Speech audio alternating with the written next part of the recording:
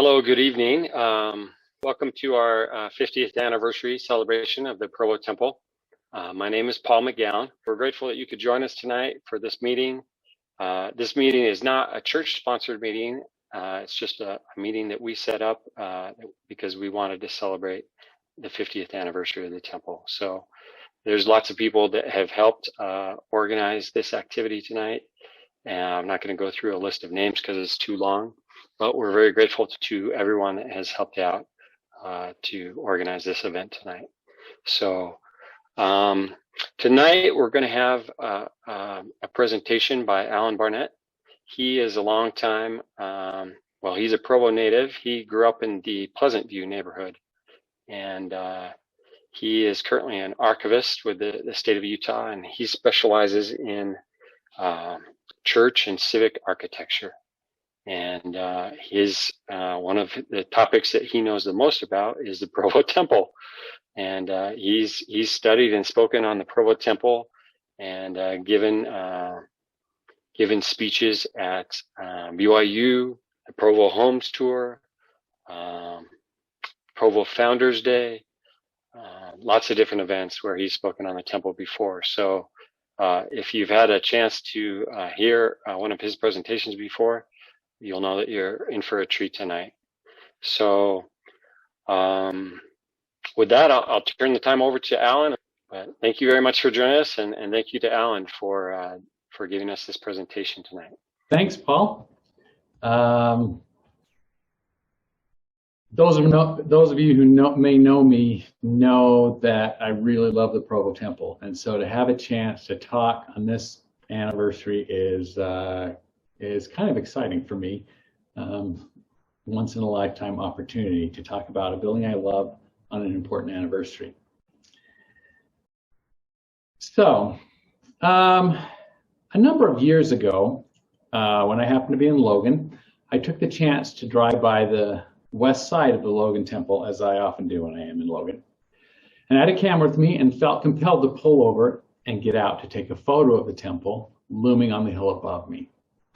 As I was clicking away with my camera, a young man came barreling down the hill on his bicycle from the north. He saw me absorbed in taking photographs, and he yelled out to me, "It's just a building." And he turned the corner on his bike at breakneck speed, and he headed up the steep hill on the south side of the temple. And as he pumped his bike up the hill, he turned his head, and he yelled his message to me one more time, "It's just a building." I'm not sure what the young man thought I did or did not understand, but I realized he actually couldn't see the building for what it was. I just laughed and thought, maybe it is just a building, but what a building. Some people may look at the Provo Temple and say, it's just a building. With so many other temples around the world, some may say, it's just another temple. And I would reply, ah, yes, but what a building and what a temple. Tonight, I don't intend to talk about what goes on inside the temple or the experiences that people have there.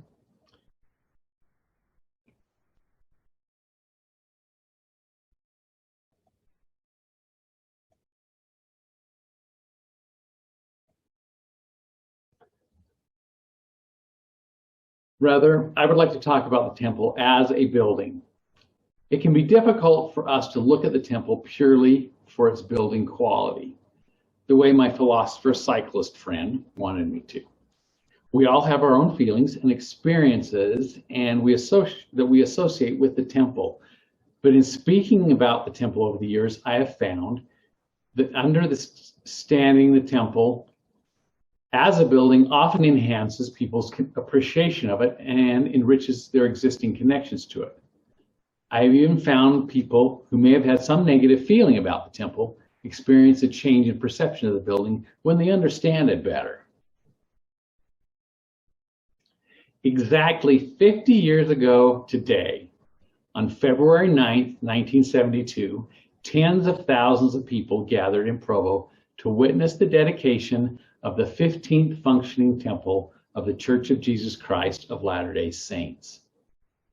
The temple had been a long time coming to Utah Valley. Much smaller communities, including St. George, Logan, and Manti, had gotten temples in the 1870s or 80s.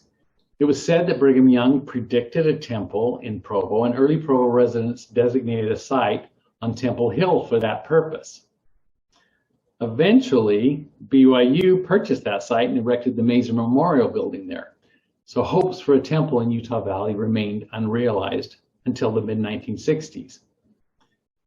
At that point, the Logan and Salt Lake temples had become so busy, it was said that sometimes attendees could wait up to 3 hours to get into a session. So church leaders felt like they needed a more efficient approach to do temple work. In August 1967, church leaders announced that 2 new temples would be built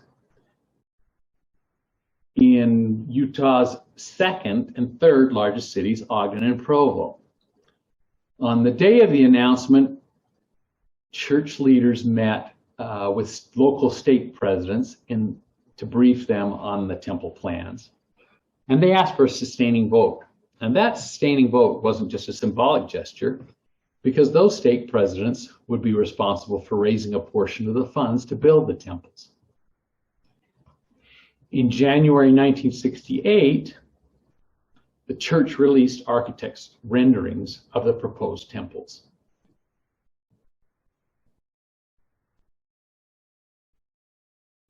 I expect that people were surprised by the look of the buildings. They didn't resemble any earlier temple. The renderings show them to be almost identical, with a broad square base supporting a band of glass below a large rounded drum. The only apparent difference between the 2 buildings was in the step spires that topped them, with the Ogden plan showing flared tiers compared with straight sections on the Provo temple. Building sites were selected for the new temples. The Ogden temple was to be built on a block in the city's downtown. In Provo, with Old Temple Hill, covered with BYU campus here, a site was chosen further to the north and east at the mouth of Rock Canyon. Groundbreaking ceremonies for the temple in Provo took place in September 1969. You can see here President Hugh B. Brown, President Joseph F. Smith, both counselors in the first presidency. And I think the man with his back toward us is probably N. Eldon Tanner, who was also a counselor to President McKay. And so there were actually 3 counselors in the first presidency at that time. And President McKay was not in good enough health to be at the groundbreaking. But you also see at the far right, Gordon B. Hinckley, who I think would have been a junior apostle at that time. So then construction began and took several years. The cornerstone was set in the partially completed building in May of 1971, and this is the gathering to set the cornerstone. And here is the cornerstone itself.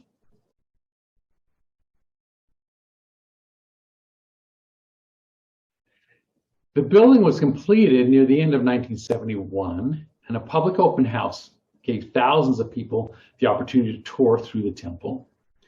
Dedication of the temple took place on February 9th, 1972, in 2 separate sessions. Attendees sat in various rooms in the temple and in hallways in the temple, actually. And they viewed proceedings from the celestial room, broadcast to TV monitors throughout the temple. In addition, the sessions were broadcast to the brand new Marriott Center and 8 other locations on BYU campus. The Deseret News reported that over 70,000 people attended the 2 dedicatory sessions. It might be difficult for us now to imagine how it would have felt then to have a new temple. The Ogden and Provo temples were the first new temples in Utah in nearly 79 years since the dedication of the Salt Lake Temple. Of the 70,000 attendees, very few had ever attended a temple dedication. Harold B. Lee, counselor to Church President Joseph Fielding Smith, read the dedicatory prayer written by the president, and when the ceremonies concluded, it was official. Utah Valley finally had its own temple.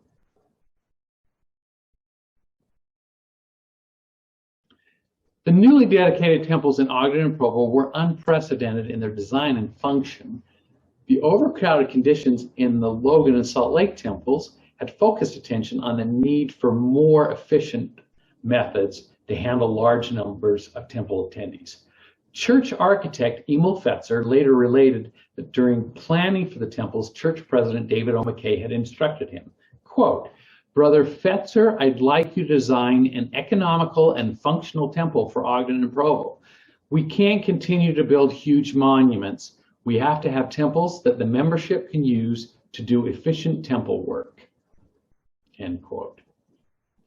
The two new buildings were touted as efficiency temples and represent a pivot point in the design of modern temples.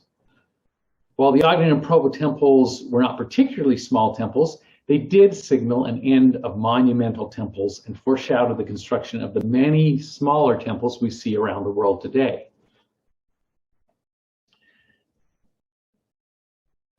Emil Fetzer related that while he was wrestling with the assignment President McKay had given him, he took a flight to Europe on business.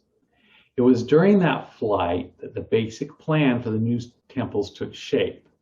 While discussing the temples with a colleague, he had an experience he later described, not exactly in terms of a vision, but I think certainly in terms of divine inspiration. He said, quote, "All of a sudden, it was in my mind, as if I were walking through a building, and I started to describe what I was seeing. The recommend desk, the inner foyer, the locker room, and then on the upper floor, the sealing rooms.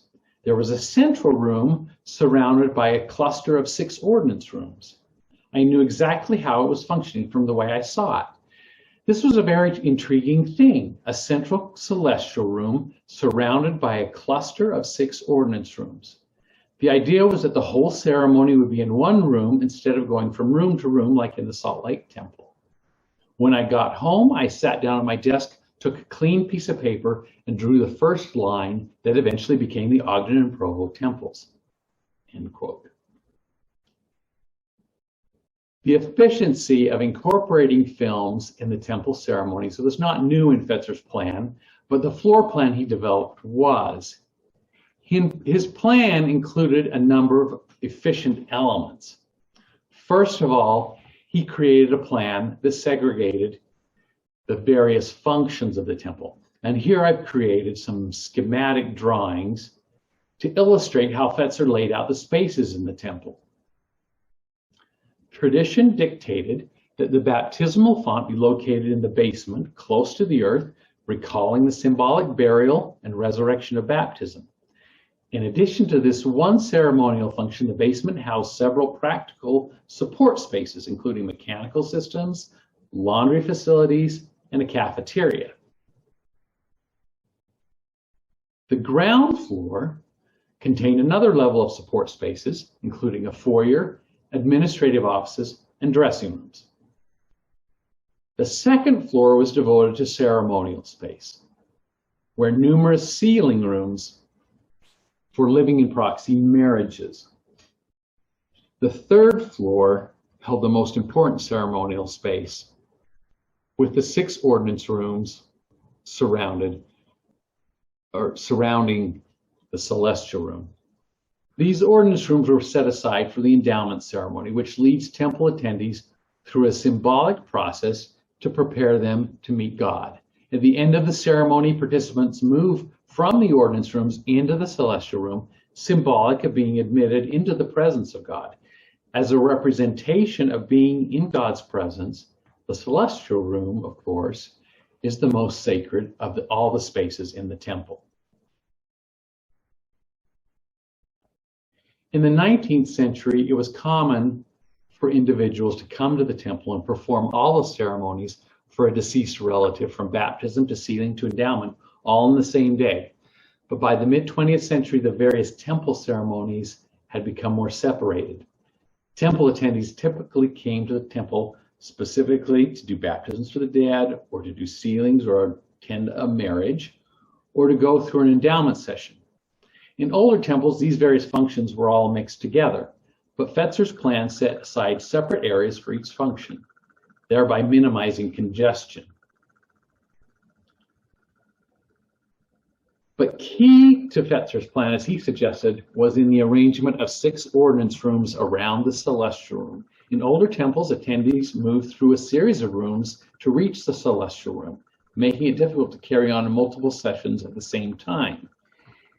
Even the newest temple in Oakland, California, contained only 2 large ordinance rooms.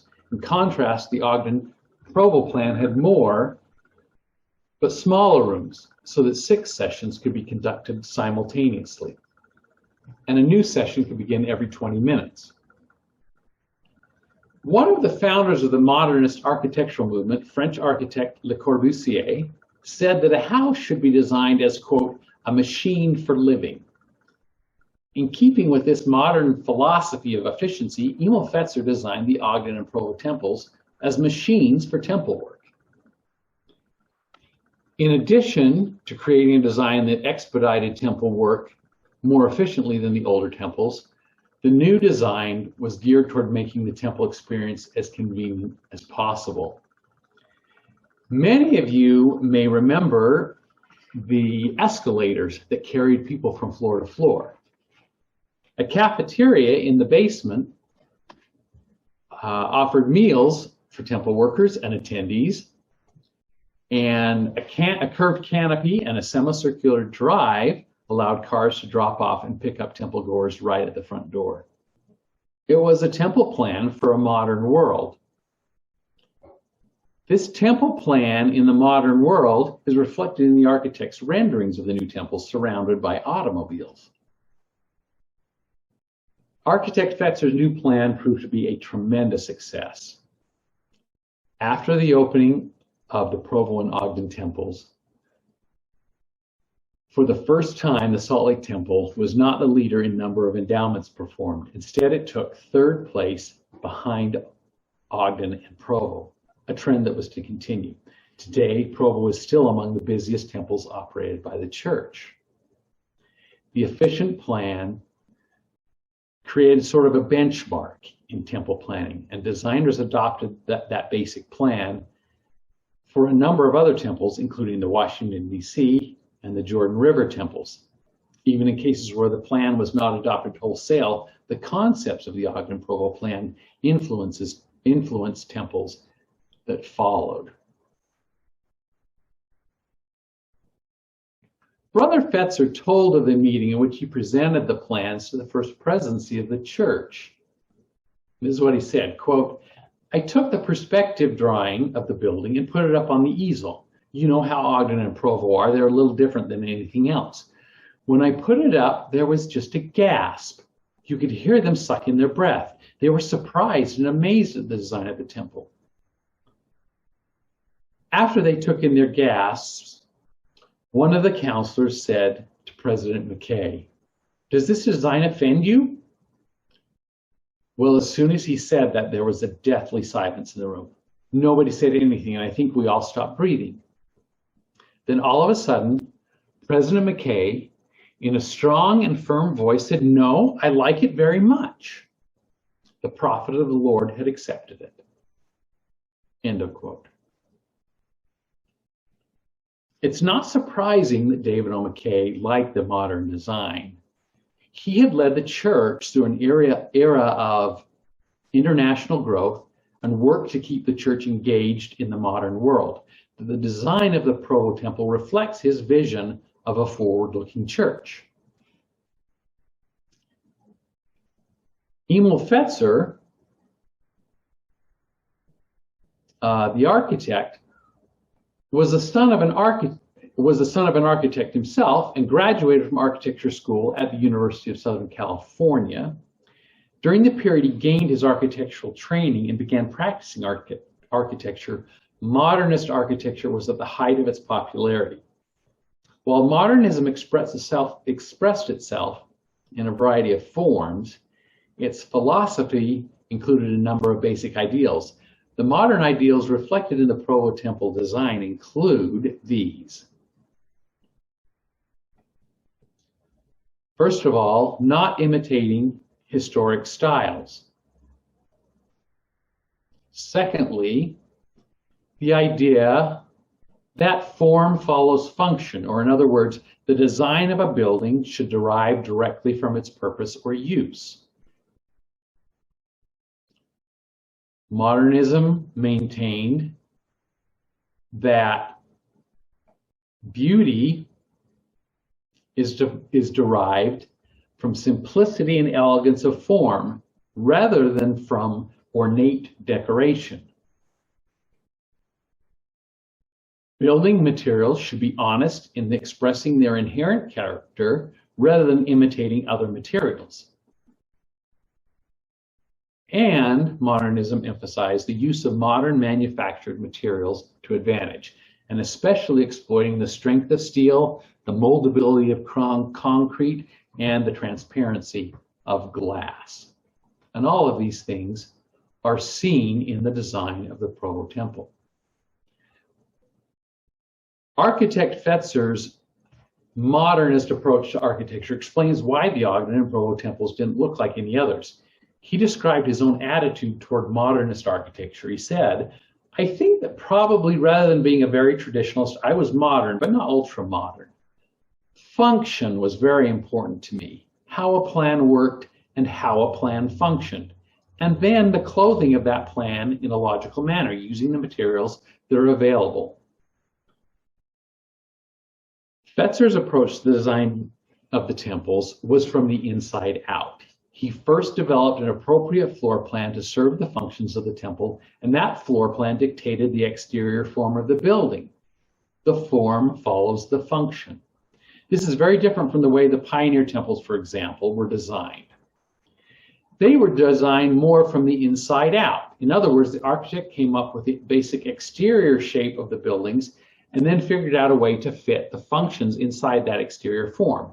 These older temples, as well as some newer ones, are based on a church-style exterior model with a long rectangular shape and towers at one or both ends. Many people not familiar with temples often assume that the interior of these buildings are large open worship spaces like a traditional cathedral. In reality, the interiors are divided into numerous smaller rooms.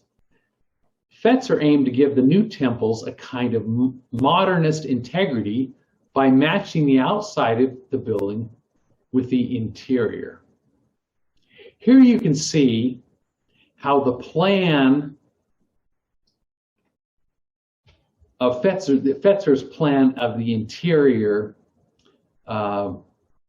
is reflected on the outside. So first of all, we have the basement with a baptismal font.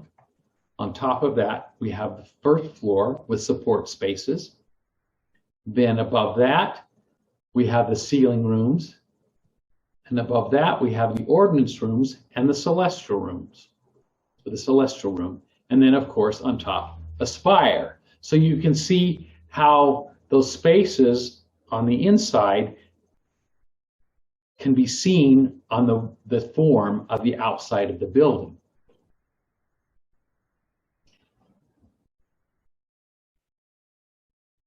Part of the distinctive look of the Provo temple comes from the large rounded drum containing the upper story. You can imagine how blocky the building would have looked if it were squared off. This rounded look fit in with other modern round buildings being designed in the 1960s.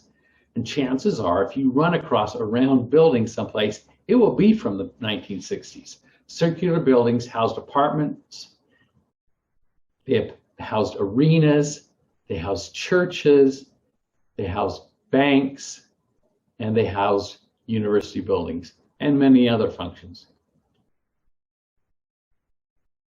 In order to clothe the temples, as Fetzer put it, he looked at the modern materials available and the architectural styles being used at the time.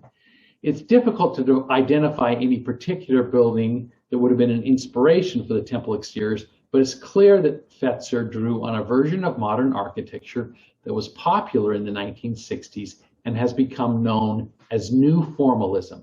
This New Formalism made use of modern materials and sleek forms, but echoed the dignity and symmetry of classical architecture.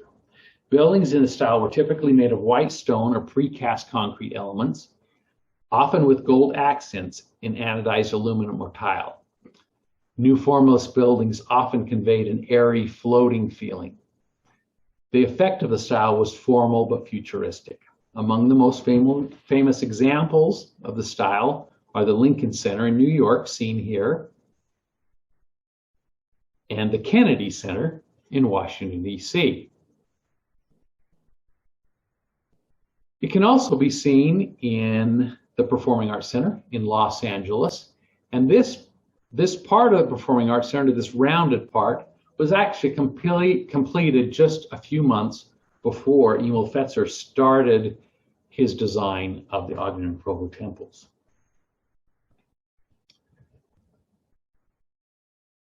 The formality, oh yeah, I had one more example. There's this example of New Formalist building, which is the Vatican Pavilion at the New York World's Fair. And you see some sort of hints of the Provo Temple in that.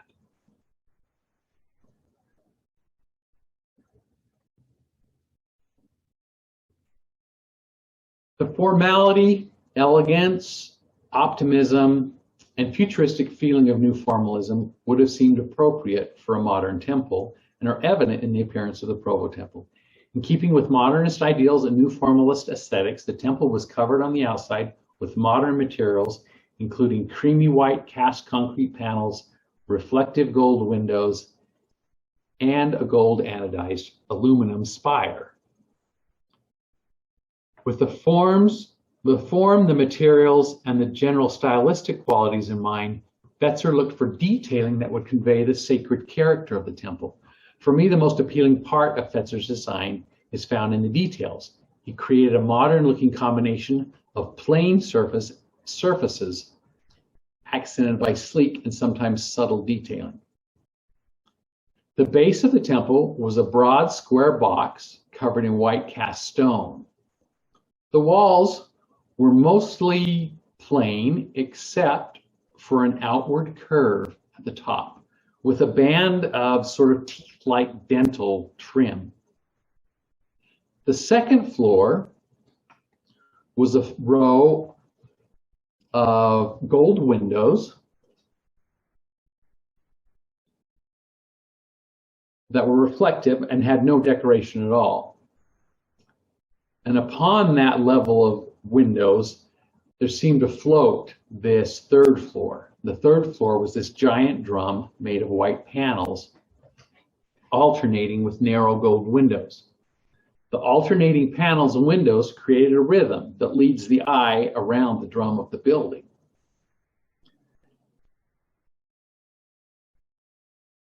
The panels extended just slightly above and slightly below the body of the drum. This very subtle detail, which you can see here, adds to that floating cloud sort of quality of the drum. There is also a gentle flare to the top of the panels. You see that there in this photo.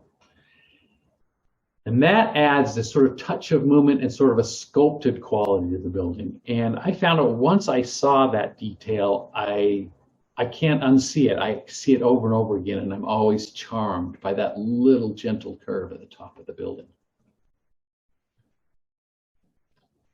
The panels on the drum exhibit pointed arches, sort of in cascading layers. Similar to the Gothic arch that you see on many religious buildings for centuries, the arches on the temple are more streamlined and in layers, suggesting sort of upward movement toward heaven. The pointed arch is also repeated in the windows on the main floor, and very subtly, you can see it here in the spire, which most people, I didn't notice it for years and years and years, that there's that little arch in the layers of the spire. So above that big drum is this spire that steps up.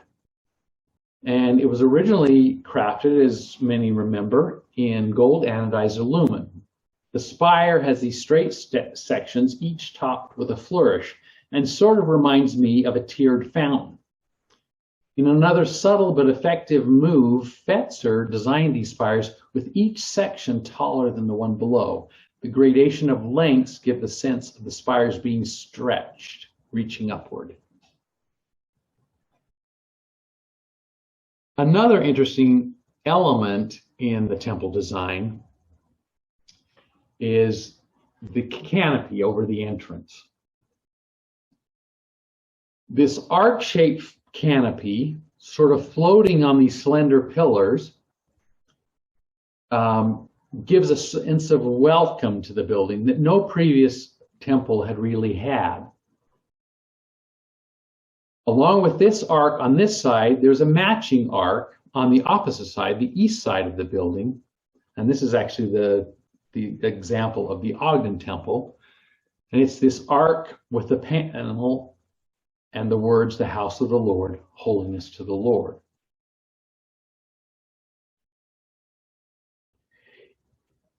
If we look at the overall design of the Provo Temple, we see a compelling combination of elements. First of all, Brother Fetzer was driven by a desire to create a design that was appropriate to modern needs and express the modern in a sacred way. The functional needs of the building were at the core of his design. The plan he devised allowed for temple work to be performed with unprecedented efficiency.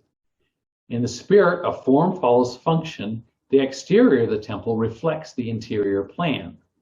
The resulting exterior form was at the heart of what made the design unlike any other temple, but gave the temple a certain design integrity. In creating the look of the new temples, Fetzer also drew on contemporary design trends. He was influenced by the exploration of circular forms in architecture. He drew on stylistic elements associated with new formalism because they seemed the most appropriate vocabulary for expressing the combination of dignity, elegance, and modernity that his vision of a temple called for. Fetzer finished his unique vision of a modern temple by selectively applying streamlined detailing that would accentuate the sacred function of the building. The temples at Ogden and Provo represented a new and unique vision of what a temple could be in a modern world. Historic and more current LDS temple designs have presented the house of the Lord as sort of an elegant version of earthly buildings with which we are familiar. Fetzer's modern futuristic design, on the other hand, suggests that the dwelling place of God is not of this world. Fetzer was passionate about temples, and he often repeated his belief that the temple was as he said, the place where heaven and earth meet. His abstract design of the Provo Temple suggests the power of the temple to elevate us towards a more divine realm. One thing I think the architect did not necessarily take into account was the setting for the temple. In that respect, we just got lucky. The site for the Provo Temple provided a splendid setting for the modern architecture. At the time, that section of Provo was only sparsely developed, so the church was able to purchase a large piece of property that gave the temple plenty of breathing room and allowed it to be viewed alone and from some distance. The simple abstract form of the temple nestles at the mouth of the canyon with the dramatic backdrop of mountains and the spire piercing the void of Rock Canyon. It is hard to imagine another building to better integrate into that landscape. Because of the temple's abstract design, it has a quality found in no other temple. While it is a building, people often see other things in the abstract form. This is where the temple starts to be more than just a building. Most of us have heard comparisons to birthday cakes and spaceships, but there are also more meaningful metaphors as well. In describing the dedication, the Ensign magazine referred to the floral motif on the temple. When I first read that, it took me a moment to realize that it was talking about the arches around the sides of the temple. They have in the past reminded me of a lotus blossom, and I've heard others make the same observation. Recently, someone described my lotus blossom as the leaves of the tree of life, and the spire as the fountain of living water. For me, this comparison brought to mind the hymn, "Come Thou Fount of Every Blessing." I'm sure there are numerous other metaphors out there. But perhaps the best known metaphor associated with the temple comes from the Old Testament. In Exodus chapter 13, it says of the children of Israel, "And the Lord went before them by day in a pillar of a cloud to lead them the way, and by night in a pillar of fire to give them light, to go by day and night. He took not away the pillar of cloud by day, nor the pillar of fire by night from the people." I don't know if there's solid evidence that Emil Fetzer intentionally patterned the temple on this model. He wasn't prone to that sort of thing. But the way the temple, especially when it had its gold spire, fits the image of the cloud and the pillar of fire is striking. Furthermore, the symbolism of the temple as a cloud and a pillar of fire leading the way for Israel could not be more powerful. Because of its unique design, the Provo temple has offered people a way to find meaningful metaphors that enhance their connection to the temple. But while the temple lends itself to symbolism, it is, like all temples, a symbol of its own. Images of the temple adorn the walls of many of our homes, and its likeness is found on gravestones of loved ones who have passed on. What the Provo temple symbolizes may be multi-layered, and it's personal to each individual. The temple is an iconic landmark that is a shared community symbol. It may be associated with missionary service or time spent at BYU. It may symbolize connection to God, connection to ancestors, lasting family bonds, and the hope in a life hereafter. It may represent service, belonging, guidance, and refuge. It is ultimately this symbolism that makes the Provo Temple so much more than just a building. The starting point is the building, but it's the meaning we attach to the building that makes it so important. It is the fact that the temple is a symbol of the things that are most important in our lives. So today, on this anniversary of the dedication of our Provo Temple, we have an opportunity to reflect on what this building has come to mean to us, and to celebrate that it has been part of our lives for 50 years. Now we're going to have a short video. Several members of the Pleasant View neighborhood. They were there for the groundbreaking and the dedication, and have used the temple for the last 50 years. So we're going to start that video right now. Thank you.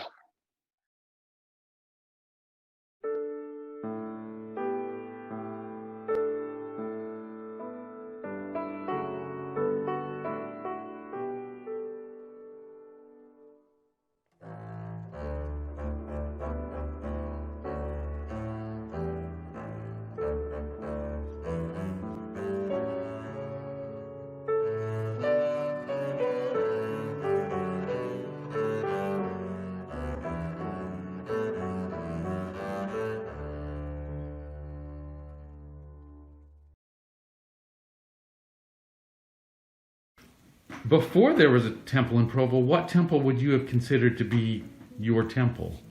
Salt Lake. It's Salt Lake, yeah. So how did that work when you wanted to go to the temple?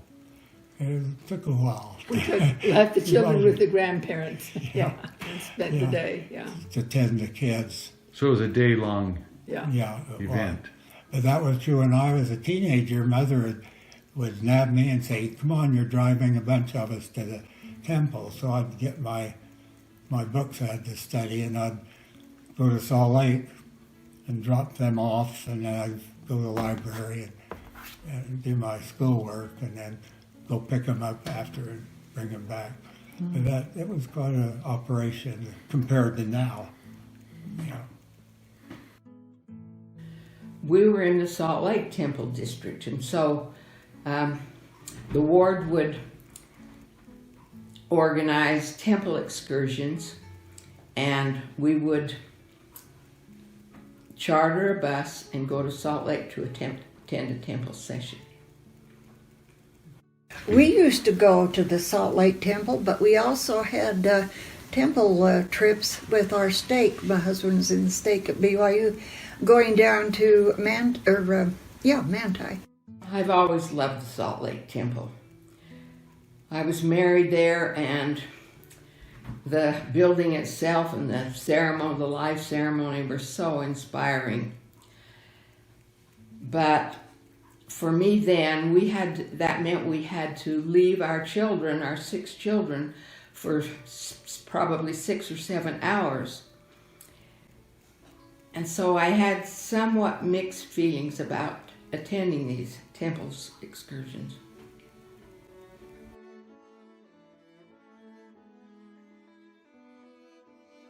What was the area like up there at the time? Weeds, just a open field with weeds. When we first moved here, this was all dirt road up. There was orchard here where our church is now, and it was field where the temple was. We had no idea with this scene I've got in front of my eyes. I had no idea you had such a fantastic view of the temple from your front window. This is why we like living here. You couldn't have picked a better My view. husband, as his dementia started going, he sat in his chair over looking out, and he says, "How come we're so lucky to be here and see this view?"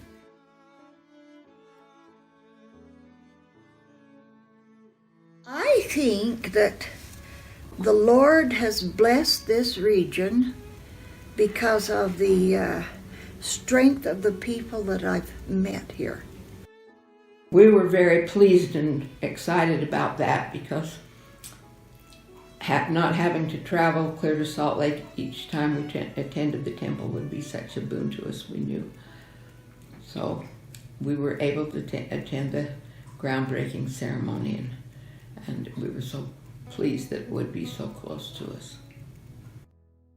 We had an orchard, peach orchard, out on Canyon Road, and we had our kids peddle peaches and fruit to make our contribution to the temple.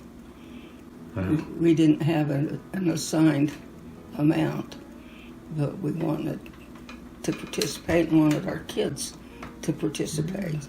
So they had a little wagon and went around the neighborhood selling fruit from our property and donating that to the temple. That's fantastic. And then within a couple of years from that, they announced the groundbreaking 69 on the temple. And I think we were asked to come up with, family-wise, $100 or $200 is about all. And so we were kind of into a fundraising business going on then. And it's interesting over the years to watching that go down to zero now. We don't even talk about it. But I remember being involved with the bishopric, and they were amazed at how quickly the temple assessment was raised. Our ward just came up with more money than was needed. Our first Sunday here, they announced they were building a temple and we'd have an assessment. And I said, what is it? And he said, I don't know. They haven't said. But whatever it was met the day after it was assigned. People here were so excited to have a temple.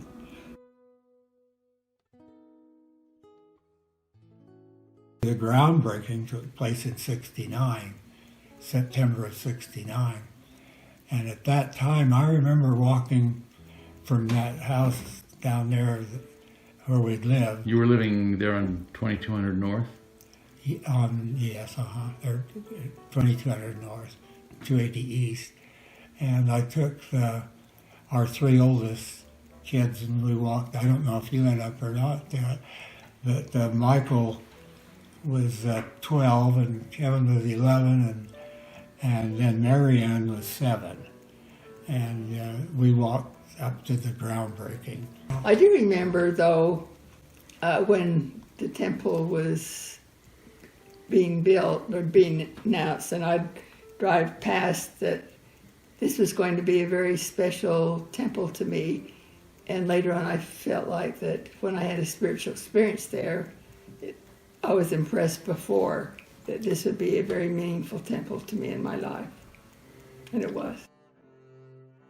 When the temple was dedicated, Ray was bishop, and we had tickets to be inside for the dedication, and we didn't use them. We went with our children to the Marriott Center for the dedication. We wanted to be with the family. How come we're so lucky to be here and see this view? And so I saw our church developed, of course that was, and then the temple came in. So I just feel like I've been blessed. When we lined up to go in, there had been a basketball game the night before, and I thought, this is not going to work. I mean, there's too much cheering and too much yelling going on, and it was quiet. Everybody was reverent, waiting for the meeting to start. The spirit was just, took your breath away. It was wonderful. Wow. And I was expecting that it wasn't going to be, because we'd just been screaming the night before. You're in the basketball arena. Yeah. And the reverence was just overwhelming. 6 months after the Provo temple was dedicated, we returned, and I remember how elated we were when we realized now actually the temple was built, and we did have a temple in Provo that we could attend. It took us 10 minutes to drive to the temple, and because it was an efficient temple, not only were the sessions shorter, but no matter what time we arrived, we didn't have to wait long to join a session. So it meant that now, in fact, many times we attended the last session of the day at about 8 p.m. meant that I could get the children ready for bed and get supper over and get the children ready for bed, the younger ones anyway, before we left, and we'd be back within 3 hours.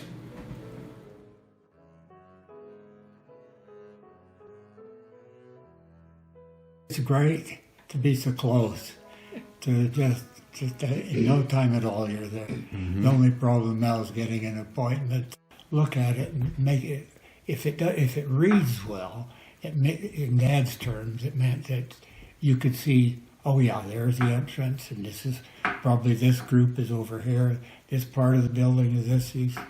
And I think the Provo Temple reads well. You come to an entrance, and it's pretty obvious what's going on. I remember us being invited for the digging of the first dig. The groundbreaking? The groundbreaking. And we were all sitting in chairs amongst the weeds and looking out over the valley, and I thought, my word. And now we've got this temple. It's beautiful. We've loved it. Hate to part with that little birthday cake, but... Yeah. I hope they keep the same even flow that we get there at the Provo Temple. Provo City doesn't have that nice flow. You can do it much quicker and much nicer at this temple. I hope they keep that up. Yeah, it has a nice flow. The temple worker in a coordinator's capacity. Mm-hmm. And Monday morning, we opened the temple. And that was special. Turned the lights on. And I remember standing outside one of the ceiling rooms and opening the door to turn the light on, and the Spirit was just overwhelming. It was a Monday morning, and I thought, well, it went on here last night that we missed. Somebody's using this temple while we're not here. The Spirit was just really overwhelming. And to turn the lights on in the morning and turn them off, it closed at noon at the end of our shift, and turn the lights off. It was a special experience. My patriarchal blessing, just before we were married, said that I would do a great work for my ancestors. Do you remember going to the groundbreaking for the temple? Yes. Yes. In fact, were arriving just at the same time as the prophet was arriving. And who was that at that point in time? Bina Smith. Joseph Fielding. Joseph Fielding Smith, that sounds right. Yeah. And he just drove by as we were walking in, and I looked at him and I got this tingling that he was the prophet. It was a wonderful experience. Wow. That fulfilled my patriarchal blessing. Mm-hmm. I did a great work for my sweetie Sandresters. So patriarchal blessings are very interesting because they do tell you something that you don't realize can happen to your life. Did you do the work for them in the Provo Temple, or where did you have that? Yeah, we did. We did a lot of it in the Provo Temple. Well, some of them are too sacred to reveal, but I have had a few very sacred experiences, more than any place else. I have had them in the Provo Temple. And so having such a beautiful temple nearby has been such a blessing to me for that 50 years. I love the Provo Temple. It was a very strong feeling of ownership and responsibility. Mm-hmm. And, when you turn the lights on Monday morning and turn them off at noon, you feel like you're responsible. It's a sweet temple. It's a sweet temple. I haven't had any major things come to my like some people have, but it's important. Yeah, we like that temple. Yeah, we like that temple. Yeah, When we were first married, I had a baby, my first baby, and I remember coming down this road, and I think it was dirt at that time, I'm not sure, but I remember the feeling how I wanted to live here. And I did say a little prayer out loud, Heavenly Father, I would love to live here. And it came true. Wow. So we've spent all our life here. We've had sabbaticals, but we've always come back. So this is home. What has the temple come to mean to you? Having our temple here right up the road. Everything. Yeah.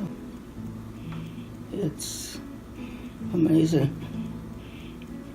And it's exciting to see your children be old enough to do baptisms and then old enough to be endowed. It was, well, you feel warm and safe and loved when you have a temple close by.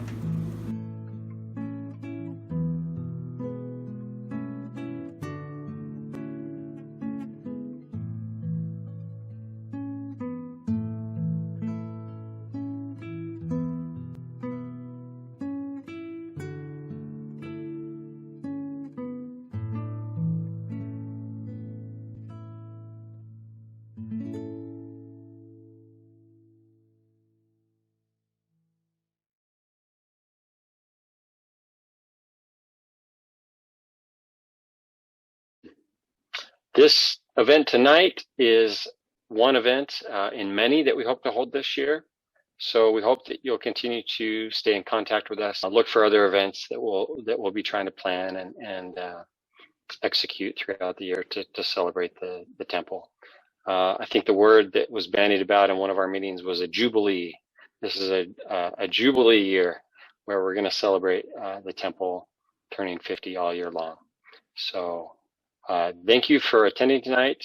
I know that we all feel very lucky to have experienced the Provo Temple some way in our lives, either because we've lived in Provo or we've gone through the MTC, or I don't know, all the different ways that there is to experience that building and the blessings that have come from it.